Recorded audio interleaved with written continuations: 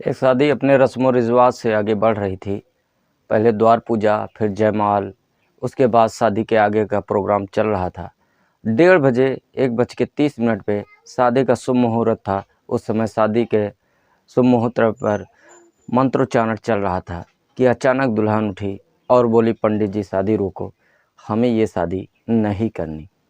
तो आज की जो कहानी लेकर आए हैं वो है प्रयागराज के एक ऐसे प्रेमी प्रेमिका की जो कि फिल्मी अंदाज में शादी रुकवाई और उसके बाद शादी किया। जी हाँ, मैं मनोज वर्मा आपके सामने आज की जो कहानी लेकर आया हूँ प्रयागराज की लेकर आया हूँ। आशा करता हूँ आप लोग बहुत ही बढ़िया होंगे, खुश होंगे, आपका परिवार भी खुश होगा। तो हमारे इस चैनल को सब्सक्राइब करें और लाइक करें ताकि हमारा जो हौसला है ऐसे ही बुलंद होता रहे, बढ़ता रहे। तो जी हाँ, जो हम कहानी लेकर आए हैं ये प्रयागराज की कहानी शुरू होती है। तो उसके पहले कि हम कहानी सुनाते हैं, 2 साल पहले की कहानी सुनाते हैं।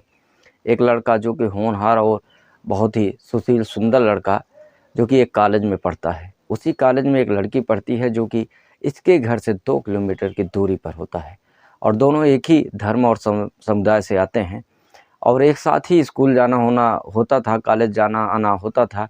हालांकि अभी तक दोनों की पहचान नहीं हो रहती है और दोनों कभी कभी इस ऑटो से कभी उस ऑटो से और ऐसे ही टकरा जाते थे। सुबह सुबह टकरा जाते थे, नहीं सुबह टकराते थे, शाम को टकराते थे। ऐसे में दोनों में धीरे धीरे बातें शुरू होती हैं क्योंकि जो लड़की होती है वो भी बहुत ही सुंदर, यहाँ पर नाम नहीं बताएंगे, और बहुत ही सुंदर लड़की, सुशील सुंदर लड़की, पढ़ने में भी काफ़ी तेज तर्राक। और ऐसे में दोनों की बातें शुरू होती हैं और बातें शुरू होती हैं ऑटो में बैठकर और धीरे धीरे फिर दोनों का साथ में उठना बैठना मिलना जारी होता है और उसके बाद मोबाइल पर बातें शुरू होती हैं, पार्क में समय बिताना शुरू होता है। दोनों अपने सुख दुख की काफ़ी सारी बातें करते हैं, अपने परिवार की बातें करते हैं, पढ़ाई में क्या चल रहा है वो हर चीज़ की बातें करते हैं। दोनों अपने अपने काफ़ी एक्सचेंज करते थे और पार्क में बैठकर, कभी कॉलेज में बैठकर एक साथ पढ़ाई भी करते थे। ऐसे में दोनों का जो प्यार था वो काफ़ी ही गहरा होता चला गया। दोनों को लगा कि हम अब दोनों एक साथ रह सकते हैं, दोनों को अब शादी कर लेनी चाहिए। ऐसे धीरे धीरे न जाने समझ में नहीं आया और बहुत ही जल्द दोनों का 1.5 साल बीत गए और 1.5 साल के बाद अब दोनों बालिग हो चुके थे। और बालिग होने के बाद उन्होंने अपने अपने घर पर ये बातें शुरू की कि हमको शादी करनी है, एक लड़का है जो कि बहुत अच्छा है, ये लड़की के द्वारा कहा जाता है। हालांकि घर वाले नहीं मानते और लड़की के लिए रिश्ता ढूंढना शुरू करते हैं। रिश्ता ढूंढा जाता है, लड़की के लिए एक बढ़िया सा रिश्ता ढूंढा जाता है जो कि एम्प्लॉय लड़का होता है। उसके लिए शादी के लिए डेट रखी जाती है। हालांकि लड़की अपने घर परिवार वालों को काफ़ी बताती है, समझाती है कि हम उसके बिना नहीं रह पाएंगे, वही हमारे लिए बेहतर लड़का है। लेकिन घर वाले उसको इज्जत की दुहाई देते हैं कि आप ऐसा ना करें, नहीं तो हमारी बहुत ही बेइज्जती हो जाएगी, समाज में हम मुँह दिखाने लायक नहीं हो जाते हैं, रह जाएंगे। तो इस सब को देखते हुए लड़की ने थोड़ा बहुत हाँ कर दिया और शादी की डेट रखी गई। रस्मों रिवाज से शादी होती है, हो रही थी और ये एक मैरिज हॉल को बुक किया जाता है। वहाँ पर बाराती आते हैं, बहुत ही बढ़िया धूमधाम से डांस होता है, डीजे बजता है। वहाँ पर बहुत ही बढ़िया शादी के रूप में तैयारी चल रही थी और इस रस्म में जो रस्मों रिवाज होता है वो सारे रस्म रिवाज पूरे किए जाते हैं। द्वार पूजा लगती है, तिलक भी चढ़ता है, उसके बाद जयमाल का जो प्रोग्राम होता है 1.5-2 घंटे वो भी प्रोग्राम होता है। सारे बाराती खाना खाते हैं और तो बाराती अपने घर पर चले जाते हैं और बहुत सारे बाराती वहीं पर रहते भी हैं, जो रिश्तेदार मेन रिश्तेदार गांव के लोग और वहाँ पर रहते भी हैं। ऐसे में अब शादी का जो मुहूर्त था वो 1:30 बजे का था। 1:30 बजे दुल्हन आती है, शादी के मंडप में बैठती है और वहाँ पर दूल्हा भी बैठता है और मंत्रोच्चारण के द्वारा, पंडित जी के द्वारा शादी की रस्म आगे बढ़ाई जाती है।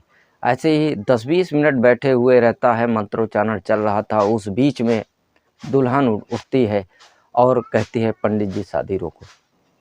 पंडित जी घबरा जाते हैं कि बात क्या है। वो मंत्रोच्चारण बंद कर देते हैं, पूछते हैं, क्या हुआ बेटी, कोई दिक्कत है तो हमको बताओ, ऐसा क्या हो गया कि आप शादी के बीच में मंत्रोच्चारण रोक रही हैं, ऐसा क्या हुआ है आपके साथ। वो कहती है कि हम शादी नहीं करेंगे।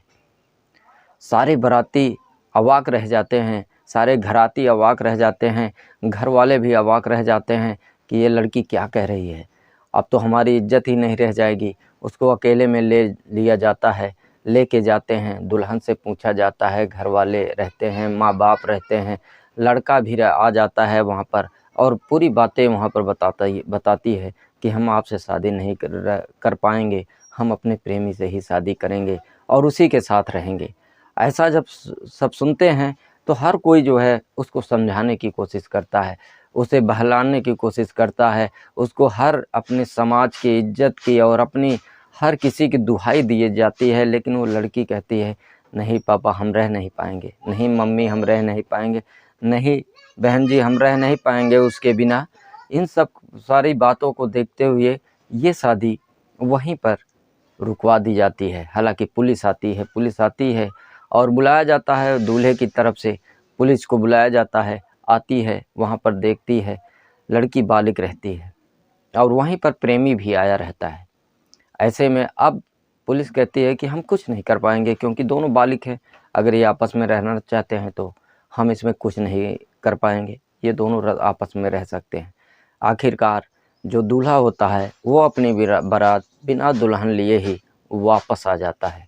उसके बाद सुबह का समय होता है, सुबह के समय पर घर वालों के द्वारा उस जो प्रेमी होता है उस प्रेमी के साथ उसकी शादी कराई जाती है और वो जयमाल पहनाती है और अपने प्रेमी के साथ में वो चली जाती है, खुशहाल सी ज़िंदगी चली जाती है। बहुत पुराना मैटर नहीं है, बहुत पुरानी शादी नहीं है, ये इसी नवंबर की ये शादी थी और नवंबर में ही वो अपने प्रेमी के गले में जयमाला डालकर और वहाँ पर चली जाती है और शादी कर लेती है।